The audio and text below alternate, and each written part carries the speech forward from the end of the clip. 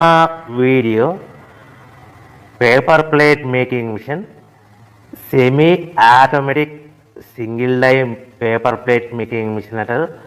Semi automatic buffet plate making machine అంటారు.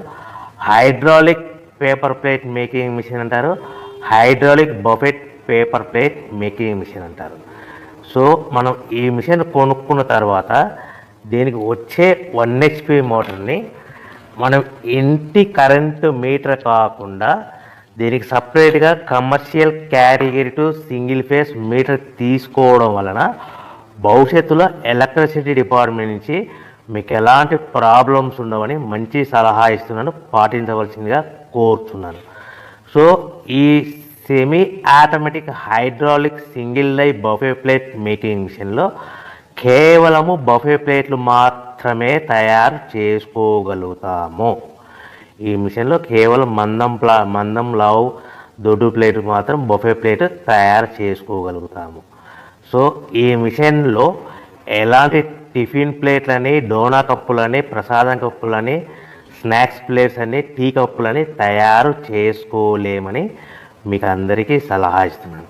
So ఈ buffet ప్లేట్లు ఏ విధంగా తయారు చేసుకోవచ్చు అంటే కనుక మనకు రా మెటీరియల్ షీట్ ఇలా ఉంటుంది.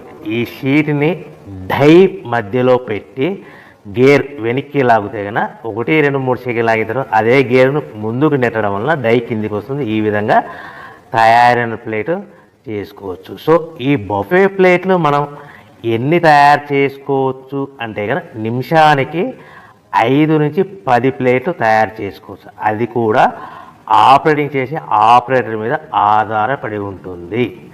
సో మనము ఈ బఫే ప్లేట్లు నిమిషానికి 5 నుంచి 10 ప్లేట్లు మిషన్ కొన్న స్టార్టింగ్ కొత్తలో మనకి ఎలాంటి అనుభవం ఎక్స్పీరియన్స్ ఉన్నది కాబట్టి 5 నుంచి 10 ప్లేట్లు.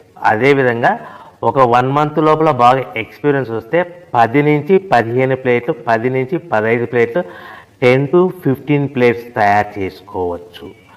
సో మనకు ఈ మిషన్లో రౌండ్ బఫే ప్లేట్ తయారు చేసుకోవచ్చని మీకు అందరికీ సలహా ఇస్తున్నాను. సో ఈ బఫే ప్లేట్లు మార్కెట్లో హెవీ డిమాండ్ ఉంటాయి.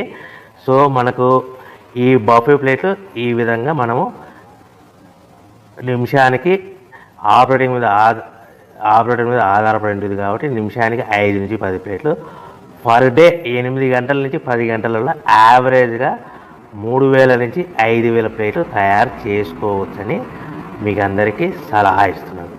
ఈ బఫే ప్లేట్లు అనేటివి మార్కెట్లో మోస్ట్ డిమాండ్ ఉంటాయి కనుక సో ఈ బఫే ప్లేట్ మనం ఈ మిషన్కు మనకు ఎన్ని ప్లేట్లు తయారు చేసుకుని చెప్పాం కదా. సో రా మెటీరియల్ షీట్ ఎంత కాస్ట్ పడుతుంది, సో మనం తెచ్చుకోవాలనుకుంటే రా మెటీరియల్కి ఎంత ట్రాన్స్పోర్ట్ పడుతుంది, తెచ్చుకున్న రా మెటీరియల్ను మన ప్లేట్గా తయారు చేయడానికి పవర్ బిల్ ఎంత పడుతుంది అనేది మీకు క్లియర్గా ఎక్స్ప్లెయిన్ చేస్తారు. సో మనకి ఇలాంటి బఫే ప్లేట్లు రా మెటీరియల్ షీట్ అనేది